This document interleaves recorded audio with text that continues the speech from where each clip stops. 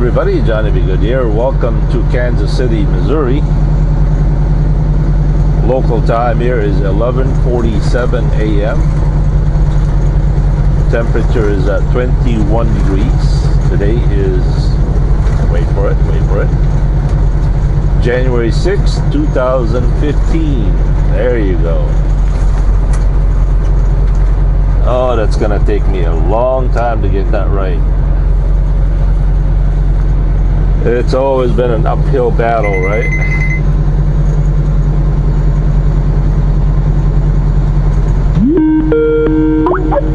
Looks like we have a incoming call here. Hello. Hello. Hello, my friend. Hey, everybody. I would like for you to meet a friend of mine that lives somewhere in India. I will not mention his name nor where he lives because for safety reason. He has been a very long time a fan of Johnny B. Good, and he is a born-again Christian. He is one of those that truly knows the Lord. He is not a Christian and not understanding what Christianity is. He is surrounded by religion that prosecutes Christianity and even kills Christians, right? Right. So, tell us about yourself as much as you can safely. You're how old? Somewhere around below 20 years old? Yes, I'm below 20. So how long have you been a born-again Christian? 6 years now. 6 years. So right now we're just going to call you Michael because it's kind of weird not to call you any name. So Michael, Okay. you are planning to migrate to Canada or the US Yes. this April, Yes. right? Right. Wow, that is so nice. That is very nice. And so tell us about yourself. Well, I just go to college. I go to college and I go to Sunday. I go to Sunday on to church. What's it like to be a born again Christian, surrounded by people that want to kill you for your religion? I mean, I can't. It's hard. I can't It's hard, imagine. but, most of us Americans here in the United States cannot possibly understand what it is to be a Christian surrounded by people that want to kill you just because you worship, a different religion. I mean, Yes. so what's it like to be that?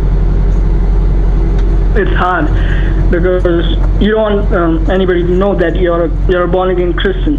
Because then, if everybody knows that you're a born again Christian, you are directly discriminated. You're discriminated. You are not given much respect. But when they know that you're of their religion, then they tend to talk to you very nicely, and things go well. And I would imagine if you're known to be a Christian, it's hard to get a job too, right? Yes, of course it is. It is.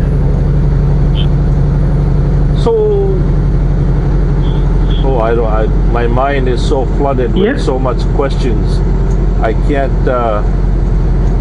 can't begin to ask the right questions. Now, when you go to church every Sunday, do you have to go to church secretly, or is it a church or a big building church, or you go to a house, a basement, or? Hello, yes. Hello, yes. Hello, Michael. Hello. Yeah, Yeah, can you still hear me? yeah, I can hear you. Okay. Your microphone seems to drop a little bit. Yeah. There you are. Okay, so I was asking you about where What do is it you like go to to be- church? Where do you go to church? Is it a secret church or is it? It's just a church, a very small church which I go to. It's called Mapsa Family Church. Okay. A very small church, but How many members do you have that goes to that church? 60. 60 among millions and millions of other religions.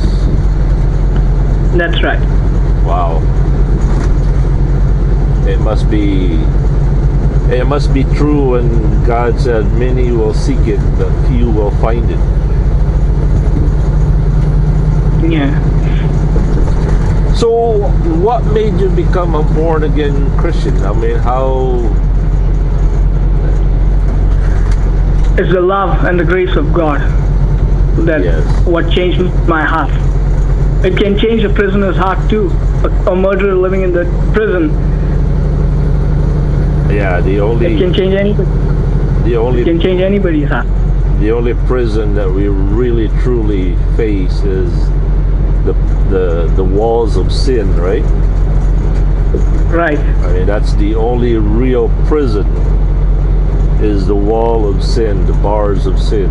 And once you're free of that, it doesn't really matter where you are.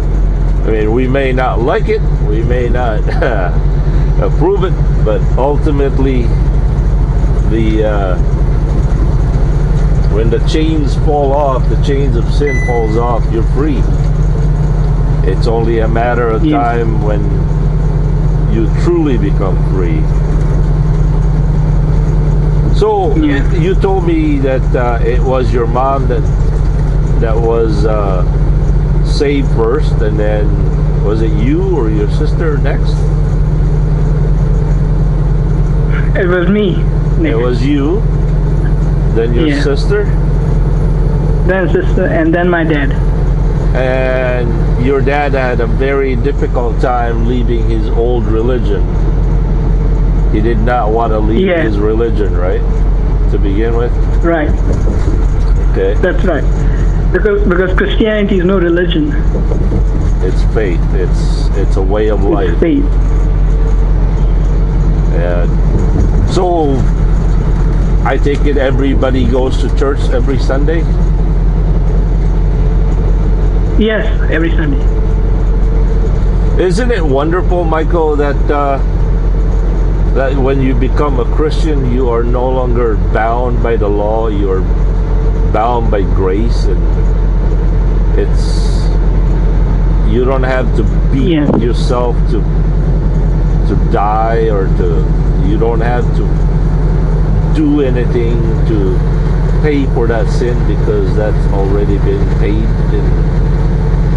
and God's grace is sufficient. And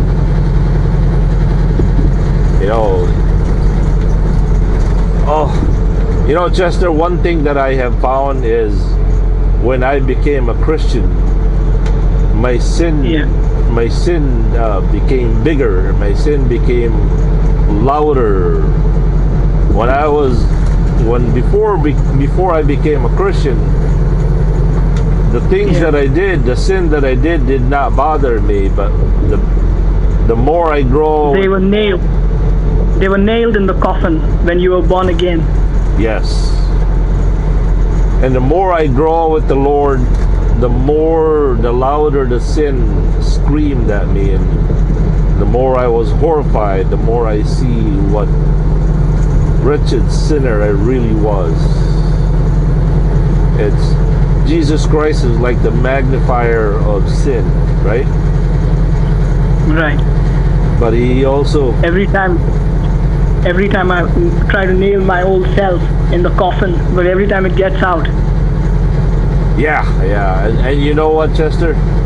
One thing I have learned is that will always be a lifelong battle that will never go That's away. right. That's right.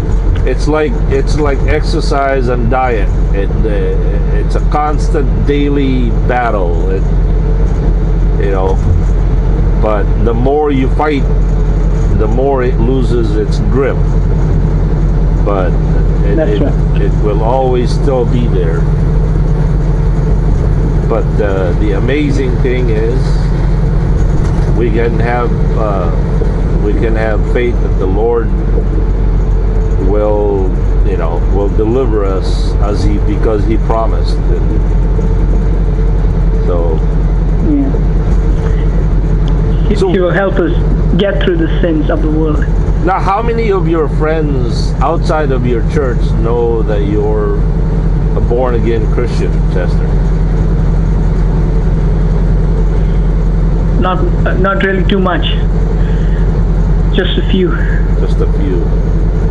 Now, you also mentioned that the Prime Minister is out to make everybody a Hindu.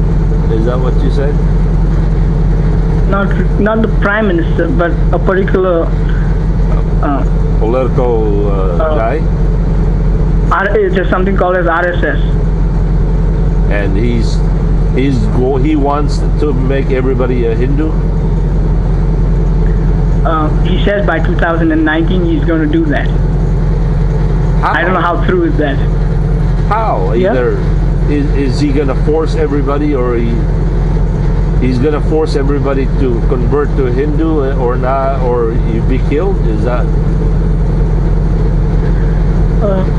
the goal? I think they have caused a lot of trouble in the country in the past, because they are the people who have caused most trouble in the country. Well, now when you go through your daily walk, your daily life, how do you avoid being asked a question of your religion or your faith?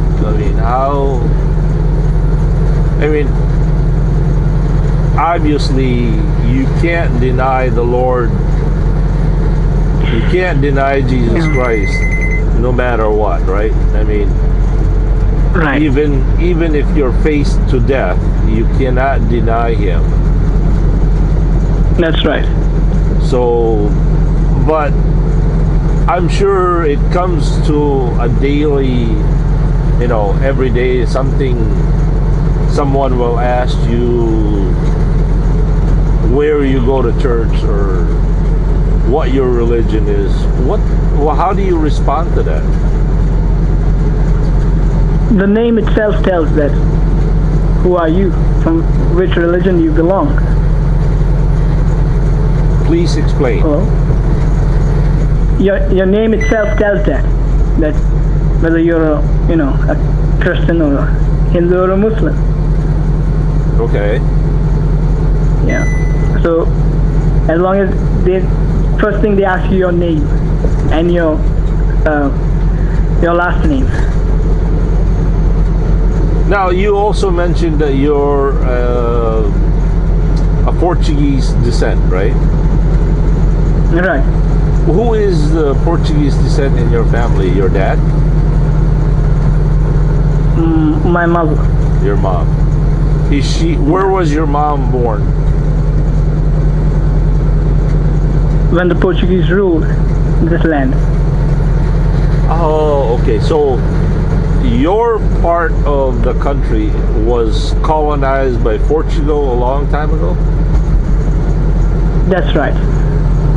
But now it's independently belongs part of to India. Part of India. Okay. Yeah. So now you have a Portuguese passport? Yes, I do. And since Portugal is part of the EU, which is the Unified Europe, or what do you call that? EU? Unified Europe. So you Yeah. can also get a European Union, European Union passport. You can go anywhere where the European Union members are, right? That's right. And is Canada part of the EU or not? It is, but as far as I'm told. But why? I mean, I can get a visa. Why is Canada and India a very close relationship? Canada and India. Yeah, it seems like a lot of Indian people go to Canada. I mean, is it very easy for Indian people to go to Canada? I don't think so. Some of them go.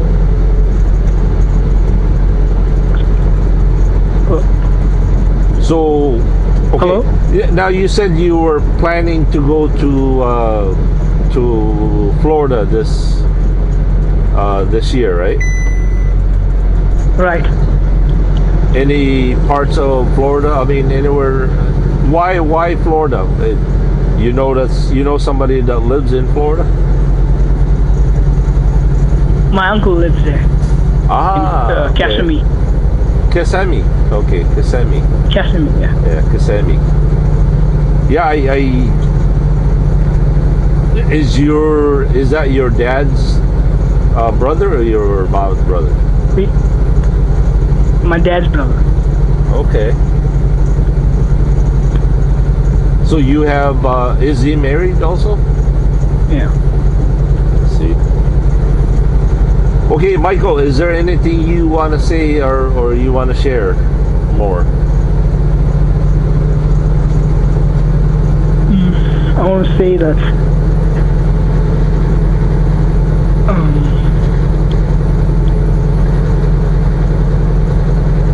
it's okay if you're a Christian here, but It's hard, right? it's hard, yeah. Hard I don't and, know what to say, but yeah, it's hard and dangerous, that's right. It's hard and dangerous. but it's worth it. It's worth it. The little tiny problem we have is no match for the glory of God to come. That's right. Amen. Amen. Well, Michael, it has been a very interesting talking to you. I pray that you will continue on your walk with the Lord, and I pray that God's grace will strengthen you and keep you safe. Thank you, John. It's been nice talking to you. And once again, I invite you to come to the U.S. and when you come here, Blue and I will be happy Sure. Blue and I will be happy to give you a ride for as long as you want. Okay? Well, thank you. All right.